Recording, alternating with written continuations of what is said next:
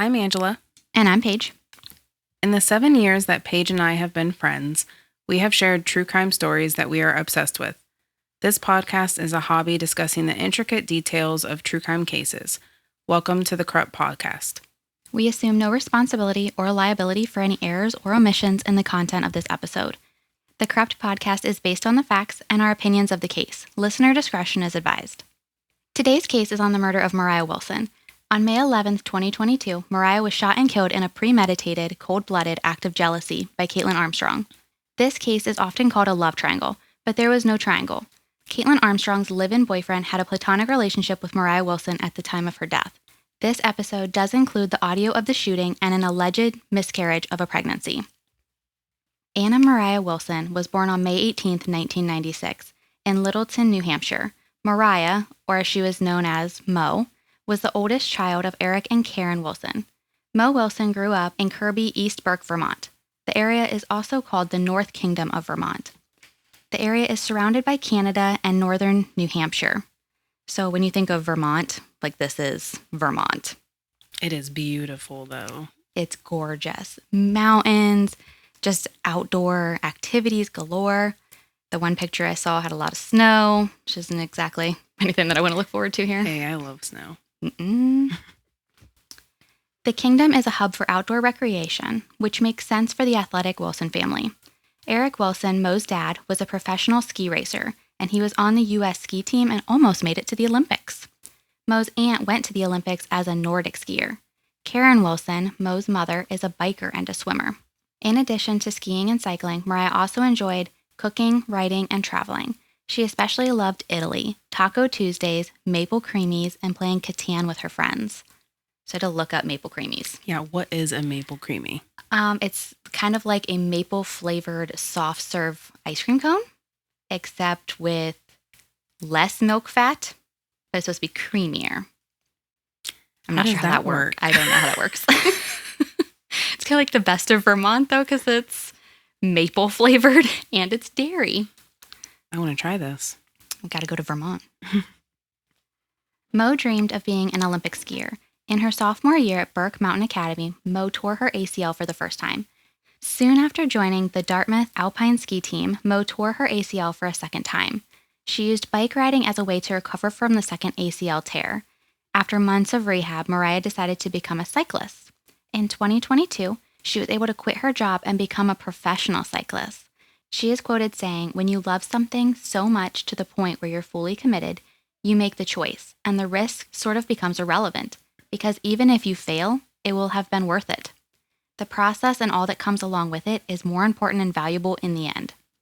That's a solid quote. I know. She is an amazing writer. There's several quotes from her throughout this that she's just, the things that she says, the way that she says it, like she's wanting to pick people up, she wants to help people. Like, she was just an amazing human being. Yeah. In 2015, Mo wrote that she wanted to be the kind of person that picks other people up when they fall down, who's there for people when they need support, encouragement, and inspiration. So there you go. Just such a good heart. There needs to be more people like her. Absolutely. We need to be more like her. Mm-hmm. Moriah attended Dartmouth College, receiving her Bachelor's of Arts in Engineering in 2019. That had to be hard. And Engineering? Engineering, and she's skiing, and she's cycling, and she's working. Earlier in May 2022, Mo won the 137-mile Belgian waffle ride in San Diego. Not only did she win, but she won by a 25-minute gap over the second-place cyclist. She was far ahead. She was so far ahead. Like, do you even look back and see your competitor at that point? She went and got Starbucks. Yeah. And then came back. Yeah. Okay, so we're going to switch gears and take a look into Kaitlin Armstrong and Colin Strickland. Kaitlin was born in Michigan on November 21st, 1987. Kaitlin has a background in finance and was a traveler, becoming a certified yoga instructor in Indonesia. After Kaitlin and Colin met in 2019, she became interested in cycling and participated in amateur-level races. Colin said Mo was one of the best cyclists in the U.S., but Kaitlin was just a participant. He told Kaitlin not to ride with him because she will just hold him back. Just horrible. I'm sorry. I know. Yeah. You can't really feel sorry for her later, but like this stuff here, it's so sad because she is only doing it because she wants to spend time with him. Yeah. She held a grudge, sounds like, you know? Yeah, I mean, he's not going to let her cycle with his friends and him, I guess. Yeah. Colin and Kaitlin moved in with each other in 2020 and bought a house together. They also went into a trailer restoration business together in 2021, with Kaitlin focusing on the business side and Colin handling the labor and operations. In 2022, Kaitlin was also a yoga instructor and licensed realtor. So she had 3 jobs here. She's holding 3 jobs. Colin and Kaitlin had an on-again, off-again relationship. During off times, they both saw other people. In January 2022, Colin purchased 2 guns, one for himself and one for Kaitlin. In Texas, it is legal to purchase a firearm for another person. Which is not the case here in Ohio.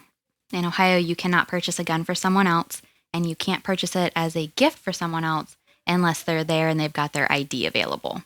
Here, he just walked right in, bought 2 guns. They knew nothing about Kaitlin. And there wasn't, a warrant out for her arrest. Yeah. So they didn't know that, and they just gave him 2 guns. When asked why he purchased a gun for Kaitlin, Colin said that Kaitlin had been paranoid about road rage incidents, being alone on her bike in the woods, and the massive homeless population near their Austin home. At one point, Colin told Kaitlin that he was meeting a friend in Colorado. Kaitlin sent him a semi-nude picture of the woman, which she had pulled from his private texts. Colin insisted that he and the Colorado woman did not have a romantic or sexual relationship of any kind. So these are the first signs of her snooping around, right? And having access to Colin's information. Mm-hmm. I mean, where did she find this picture? Wouldn't that make you stop and be like, where did you get this picture? Yeah. She's not even trying to hide it. She's just sending the picture back to him. Yeah. And it's also a hint at her jealousy. Totally. This is not Mo related. This is another woman. Mm-hmm. Colin states that he had a brief relationship with Mo from late October to early November 2021.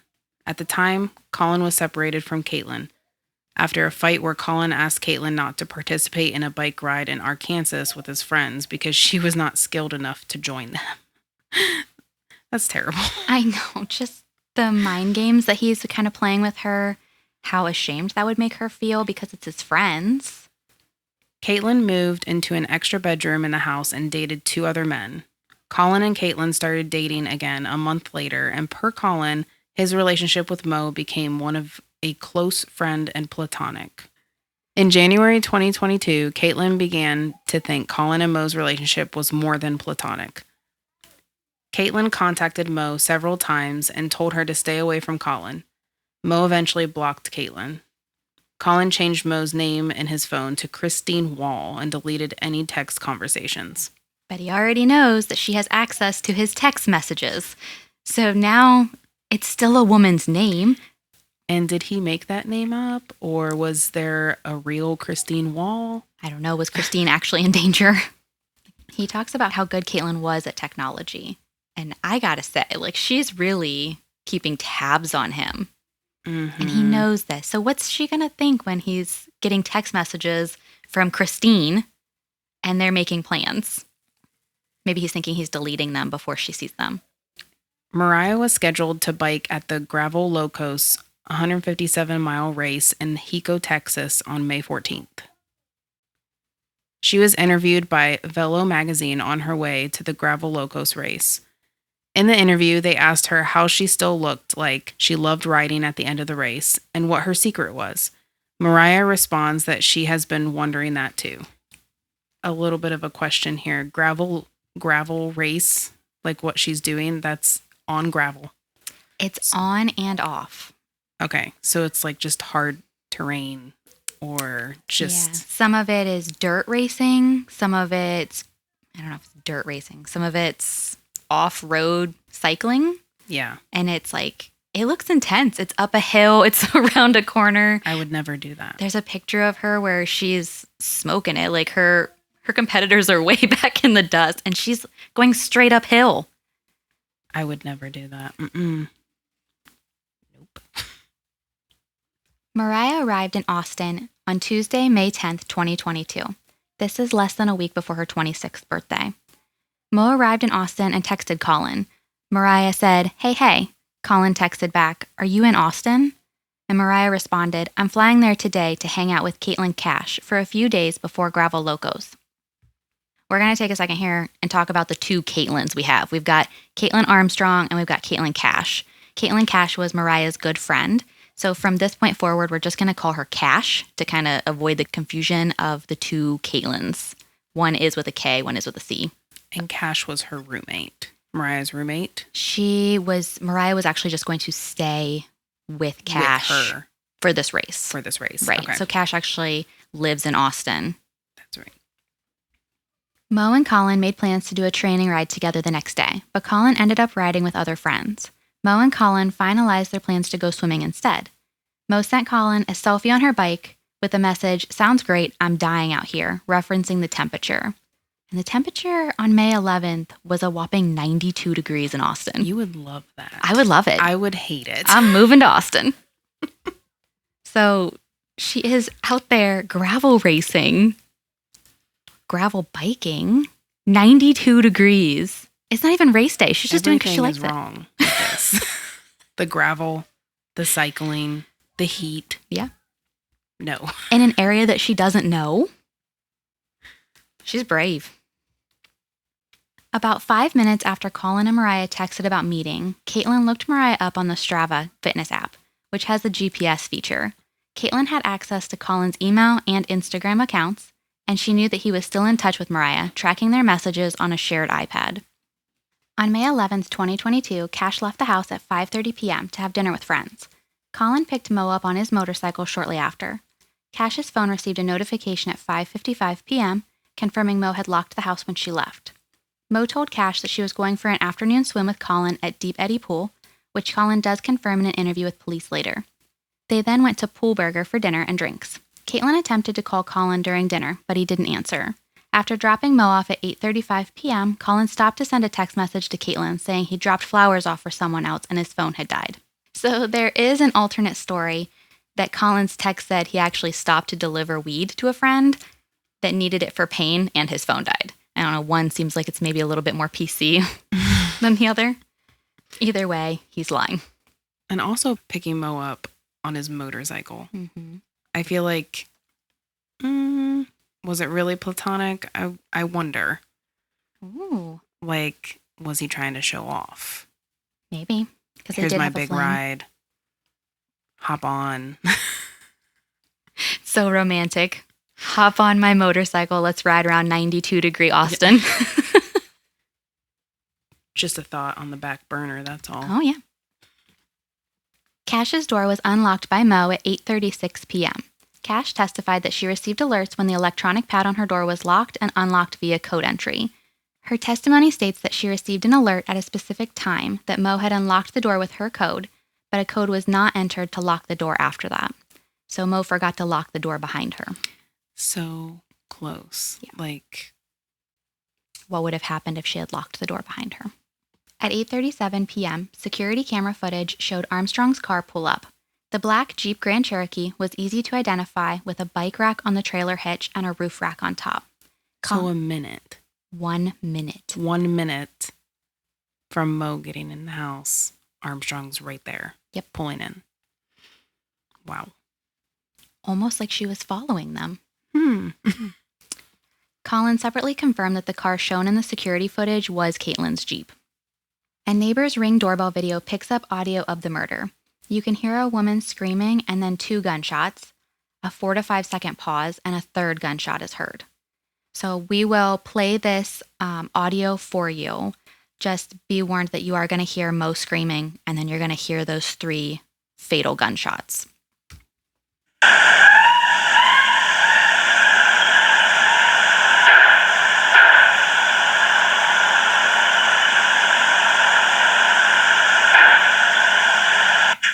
The first 2 shots struck Mo's face, then head. There was a 5-second pause, and a third shot was fired. This third shot was after Mo was on the ground in Cash's bathroom, with Kaitlin standing over her, and was fired into Moriah's chest. So there are two actual theories on the shooting. What we do know is that Mo was 5'2", and Kaitlin would have towered over her at 5'8". So the first theory is that Mo went into the house. He had 1 minute for her to get in the door. She went to the little green cabinet to get a chocolate bar. So she was squatting when Kaitlin entered. In that position, the shots would have been downward and might explain how one bullet hit the stackable washer and landed under it. Theory 2 is that Mo was thought to have seen Kaitlin entering the apartment with a gun.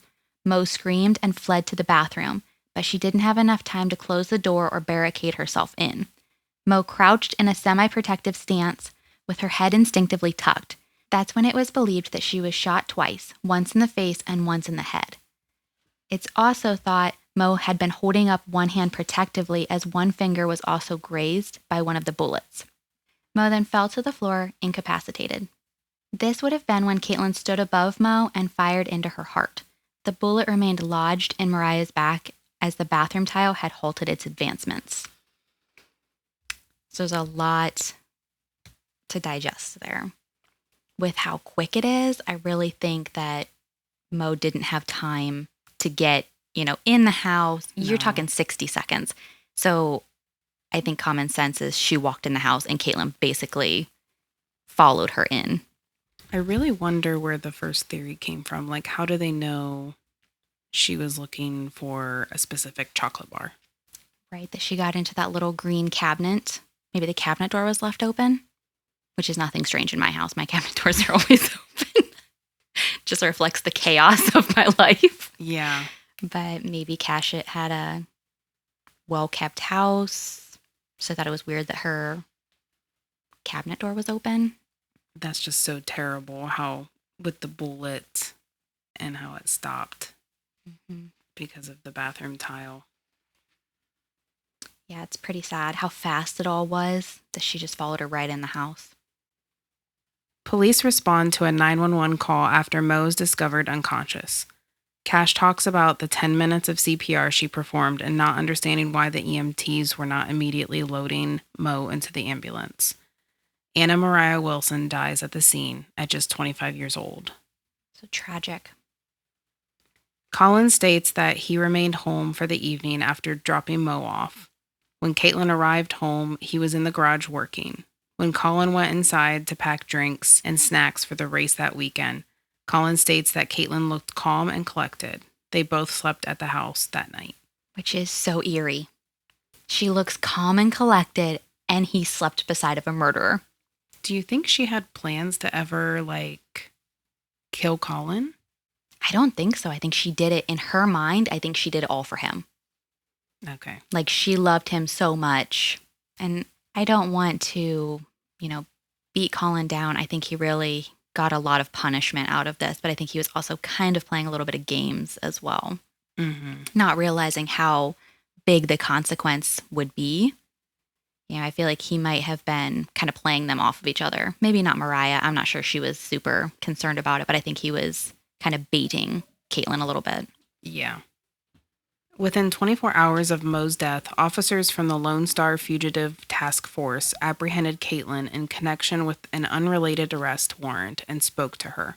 However, Austin police said that they learned Caitlin's arrest warrant was not valid because her date of birth in the report management system did not match the date of birth on the warrant.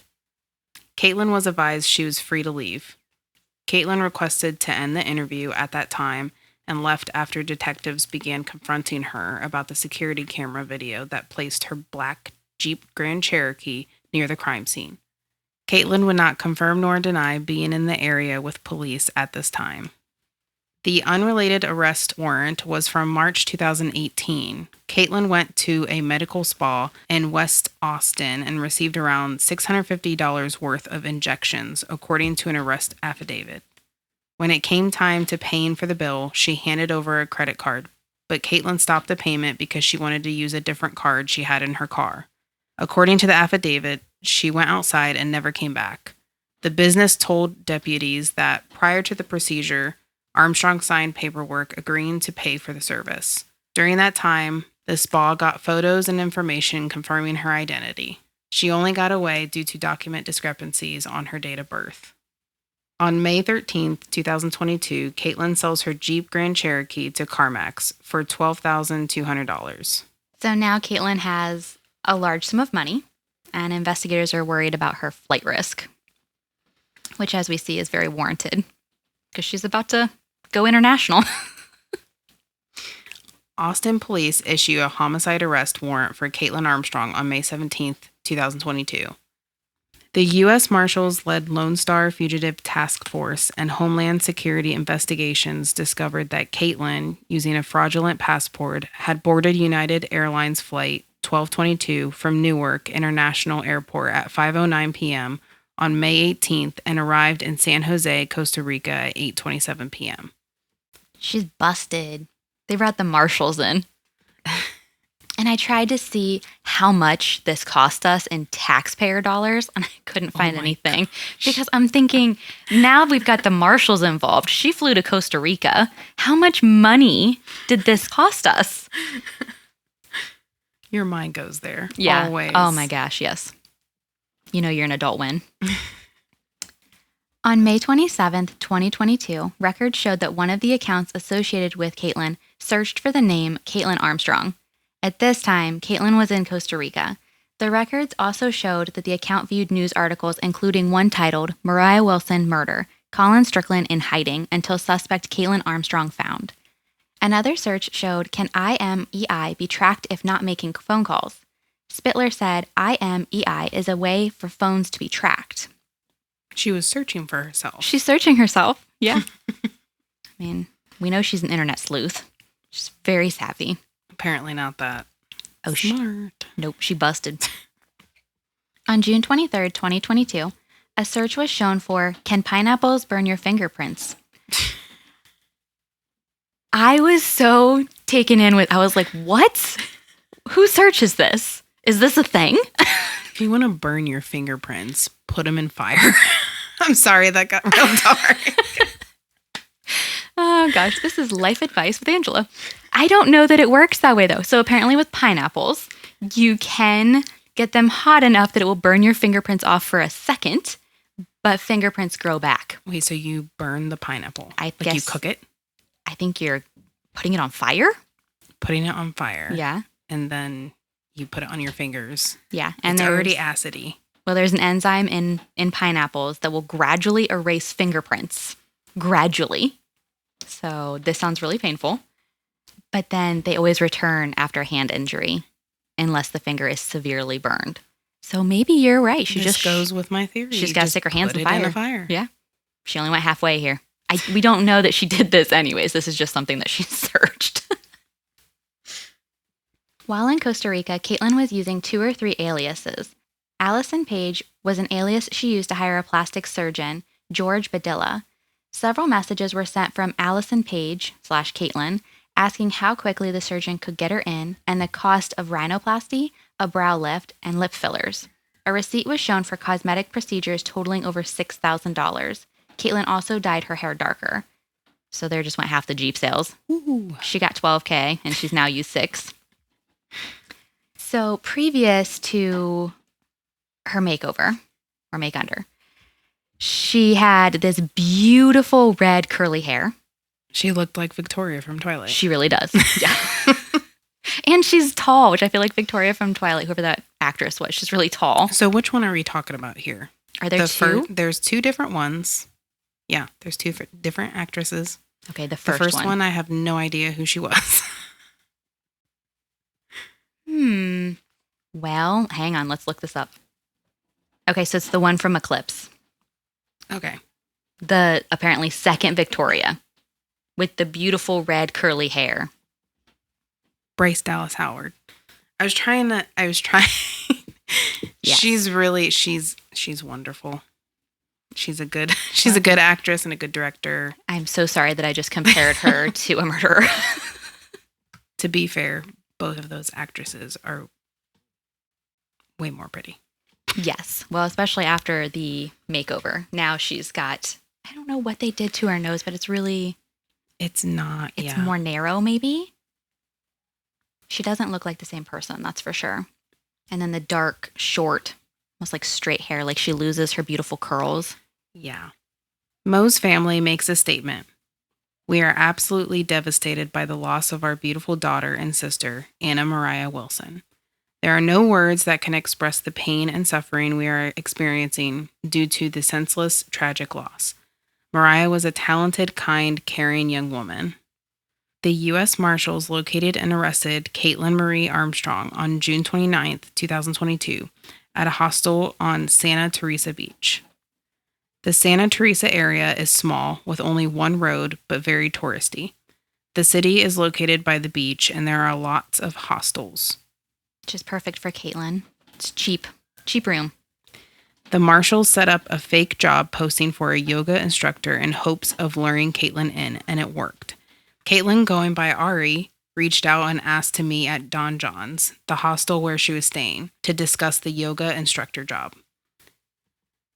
So Don John's Surf and Yoga Lodge has dorms that Kaitlin was staying at. So 8 beds in a room for $40 a night. That's cheap. Bunk beds with But strangers. I would not like to sleep in a room. I come back to somebody sleeping beside of a murderer.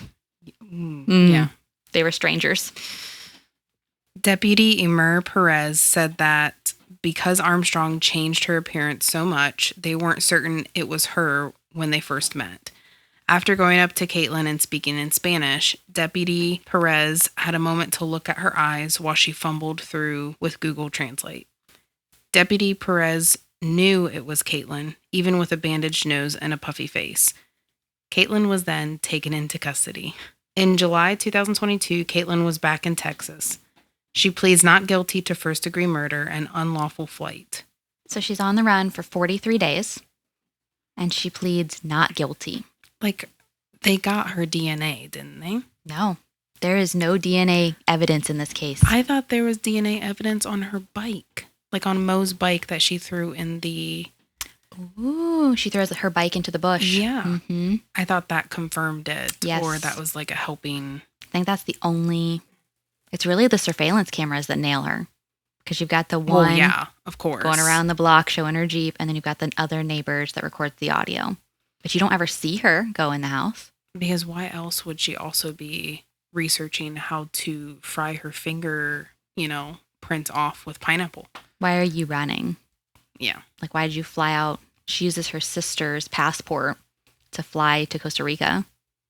And her poor sister. Yeah. She had no idea. Mm-hmm. Kaitlin's bail was set at $3.5 million.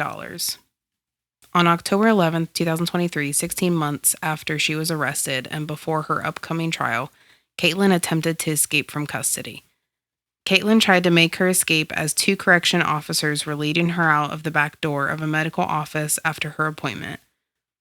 She was somehow able to break free and run away as the officers followed her.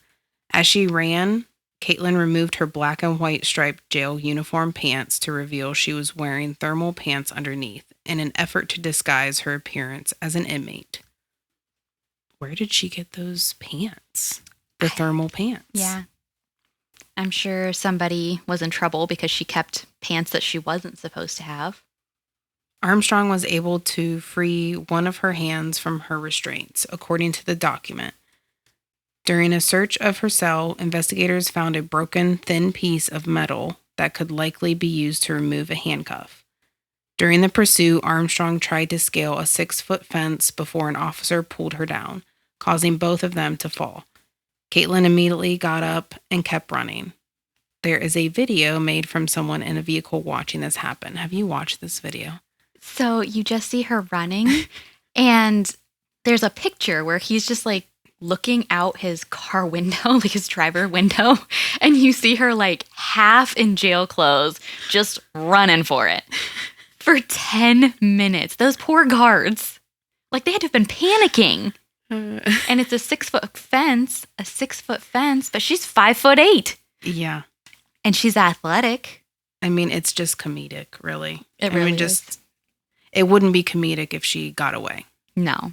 And Let me point that out. Right. And we don't know what happened to the guards. Like, they might have got really injured. Yeah. We don't know what happened there. And obviously, that's not funny. I'm sure they're fine.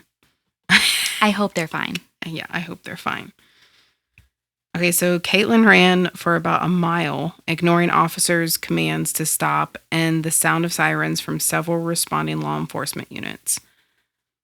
Both correction officers suffered injuries to their arms and knees during the pursuit. So there you go. Could be scratches. Yeah. After Kaitlin was caught, she was taken to a local hospital and then returned to sheriff's office custody. Kaitlin is scheduled to go to court over the escape attempt in mid-November 2024. She had been charged with escape causing bodily injury. So I'm not sure at this point that they're going to let her leave prison. I bet that they do a Zoom or like Skype type meeting.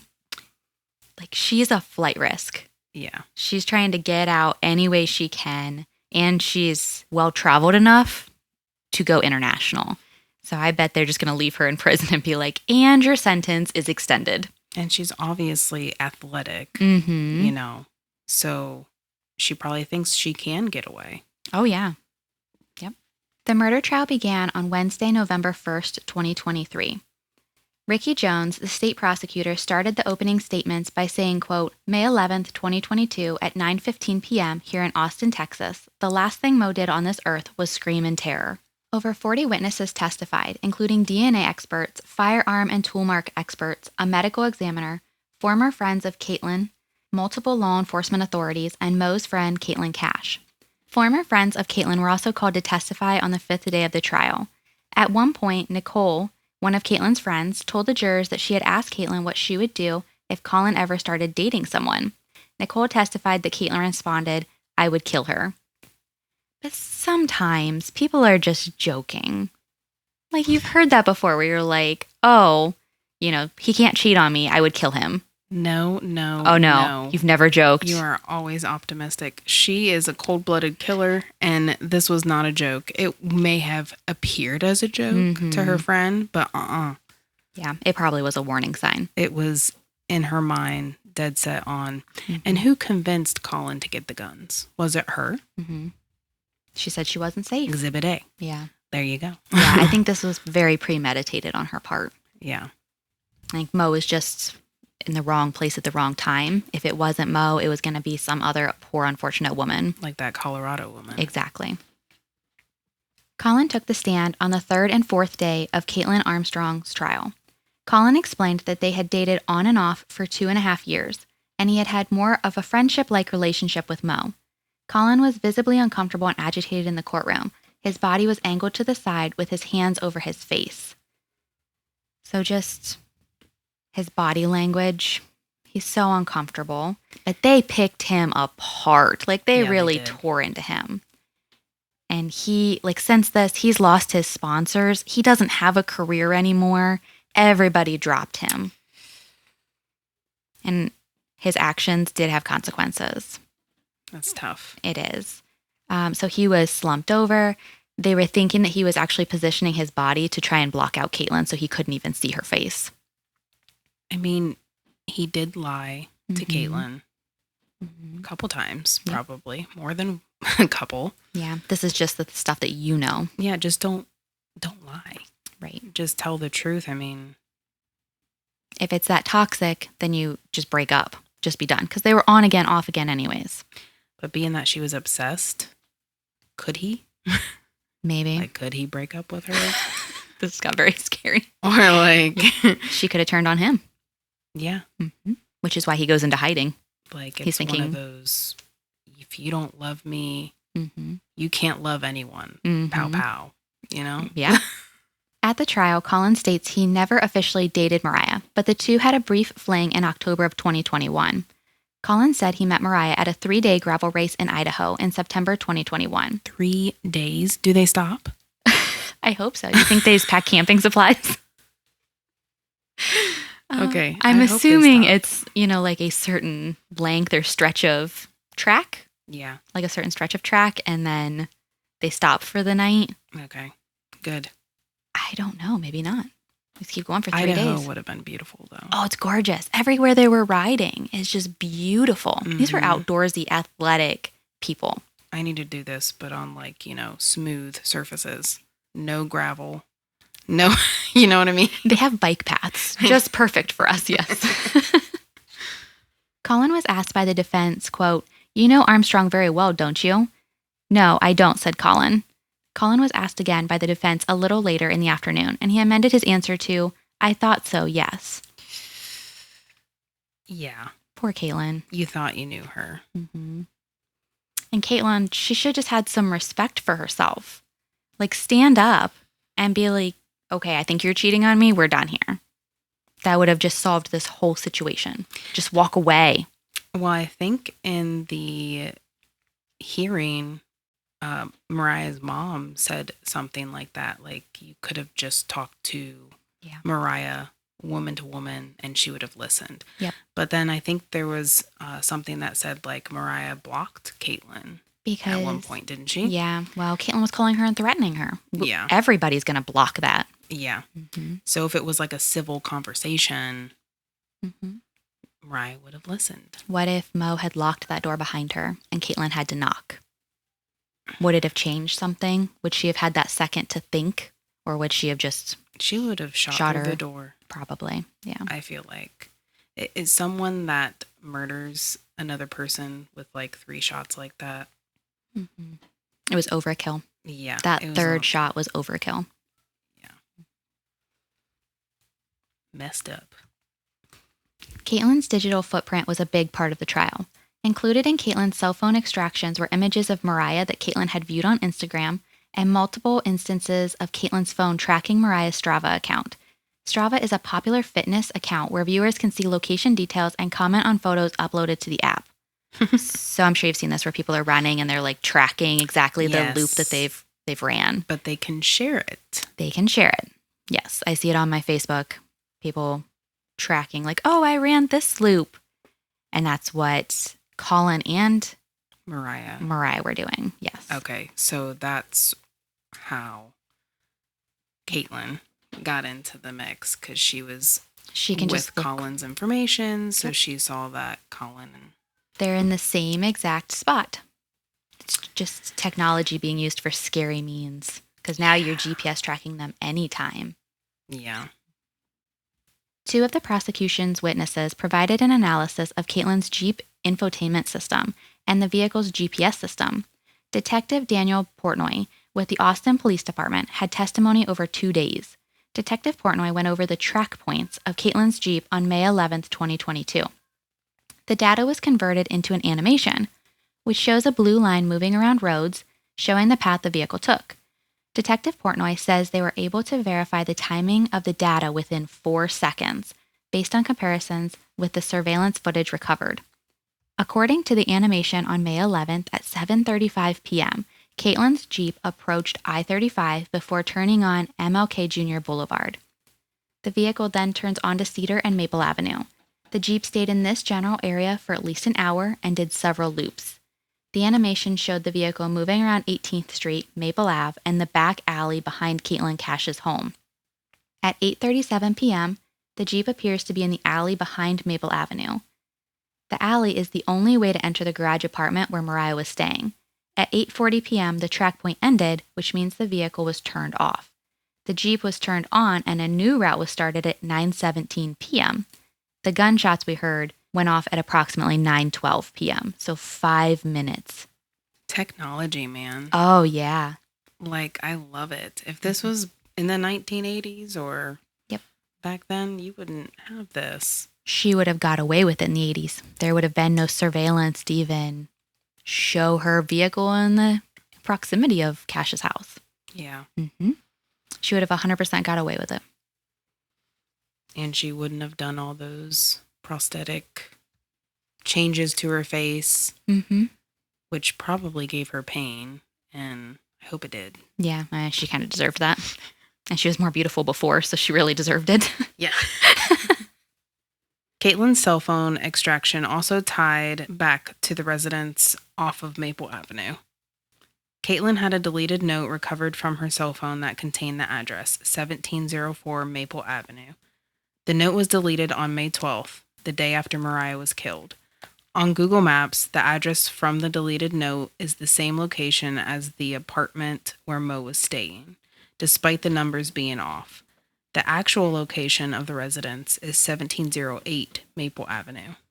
A firearms and toolmark expert confirmed the 6-hour 9mm pistol that belonged to Colin was the weapon used to murder Moriah. Kaitlin took the gun back home with her after the murder.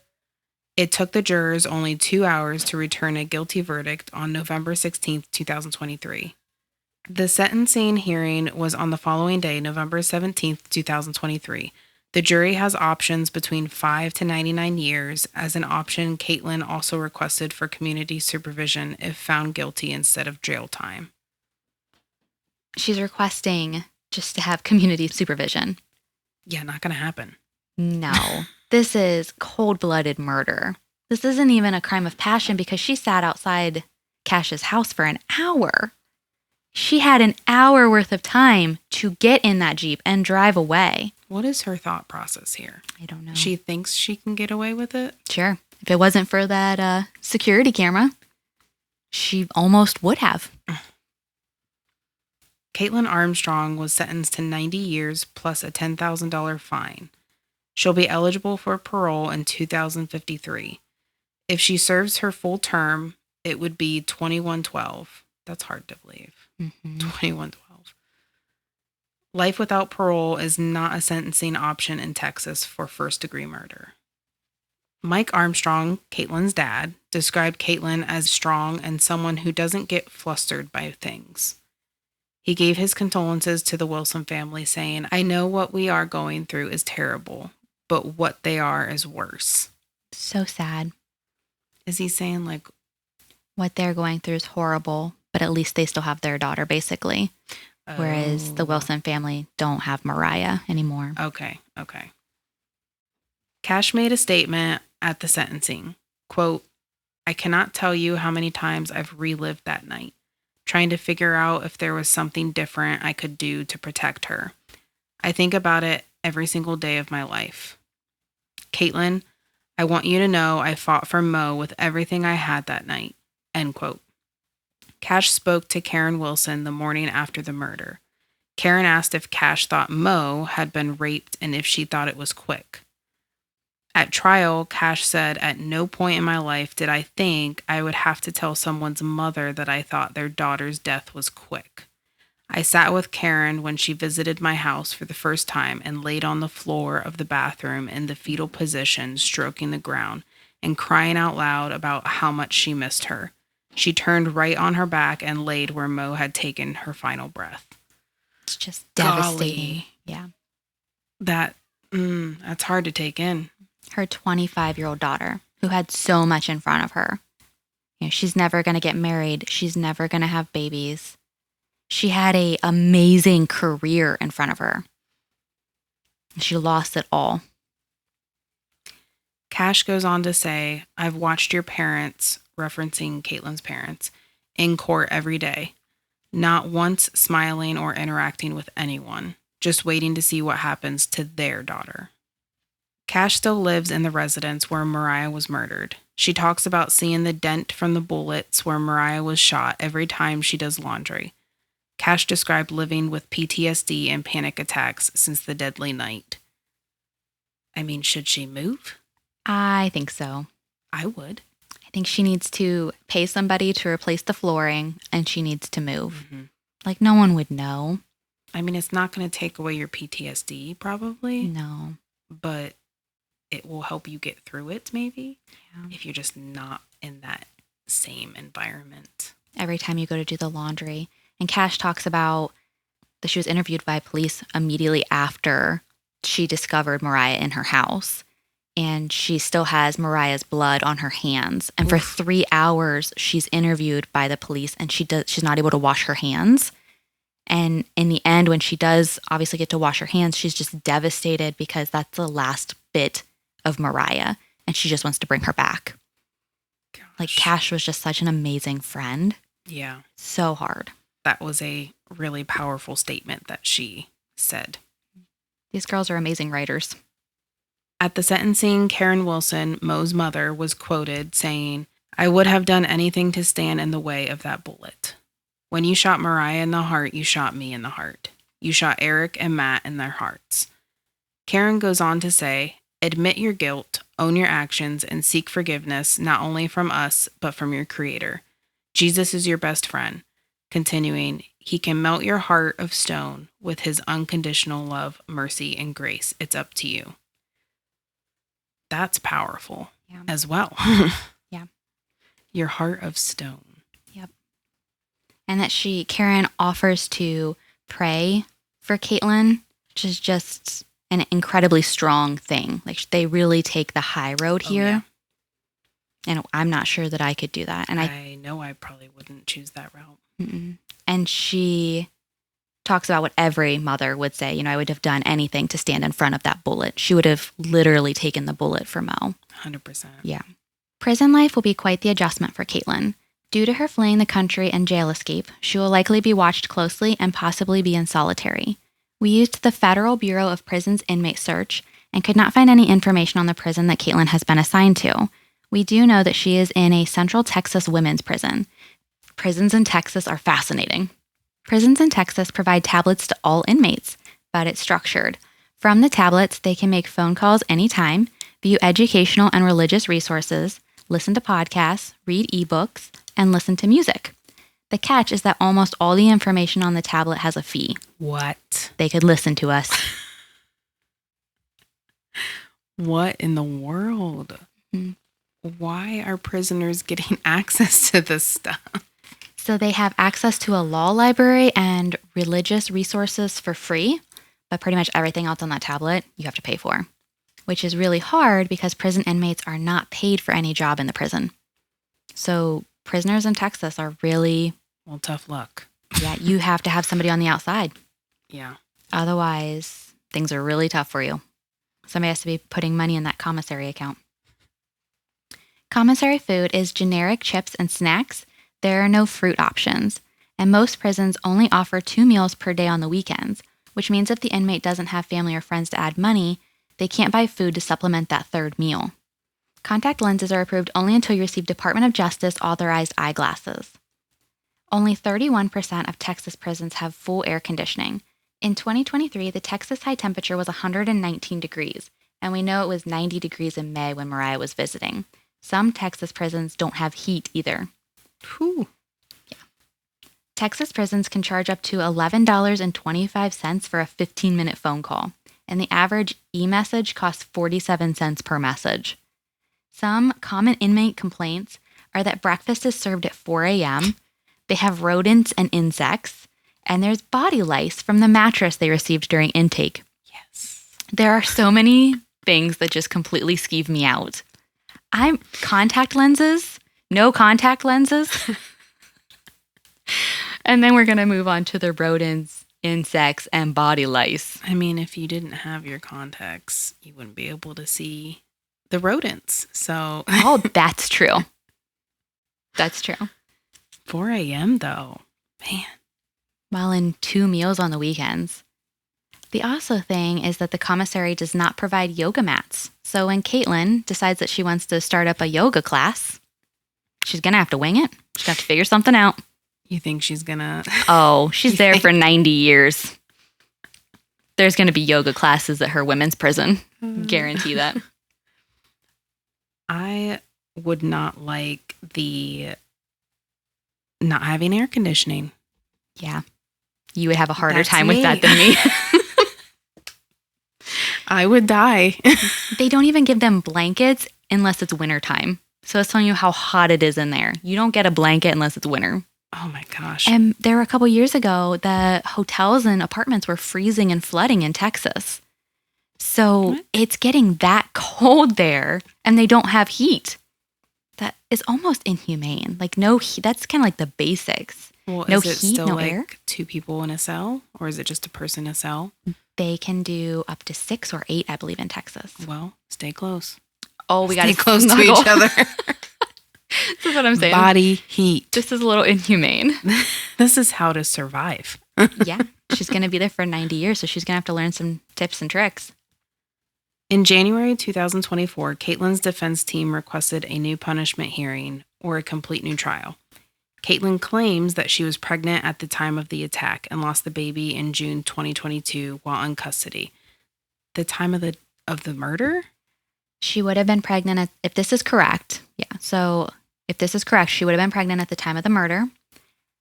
Allegedly, this is the second miscarriage that she had with Colin. Okay. But we don't know if there's any facts to actually back this up. I would have assumed that they would have pregnancy tested her. Wouldn't that be a standard intake procedure for women? I'm not sure. She was at a medical facility when she escaped. Right.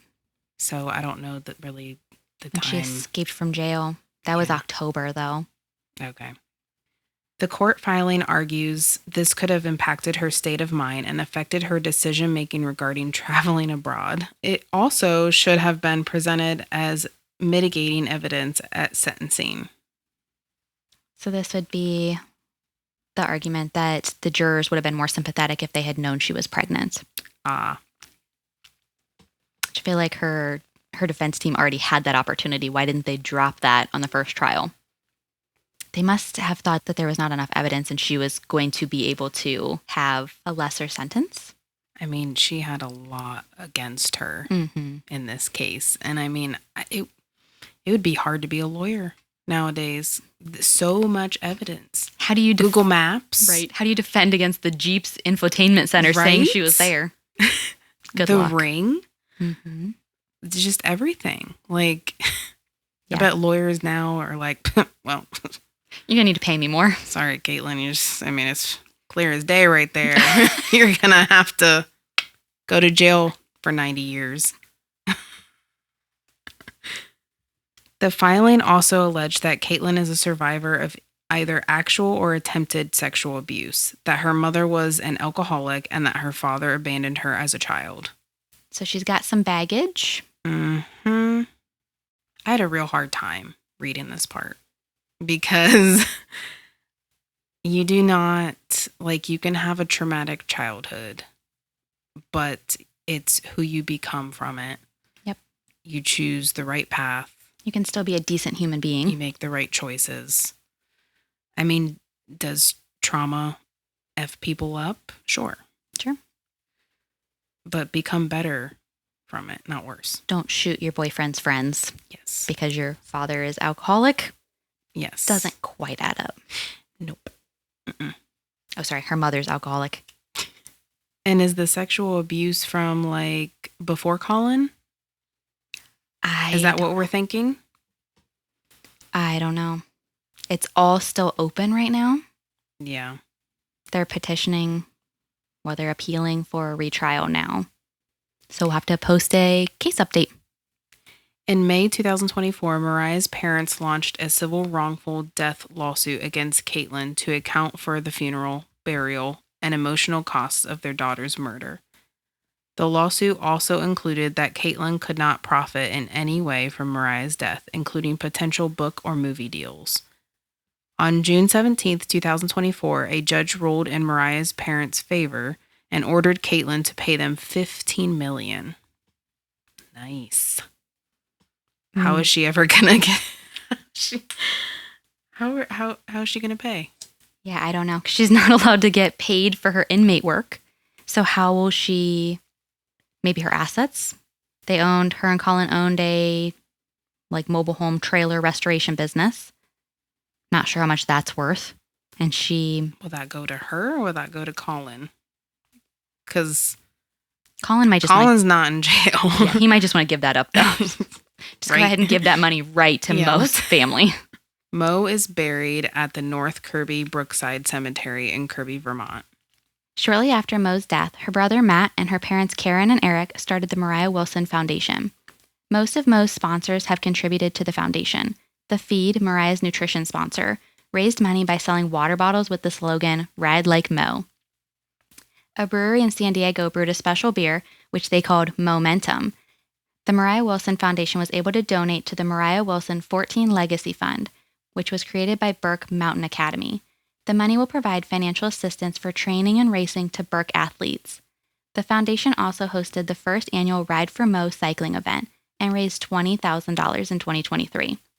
That money was given to Kingdom Kids, a nonprofit helping children gain access to the outdoors.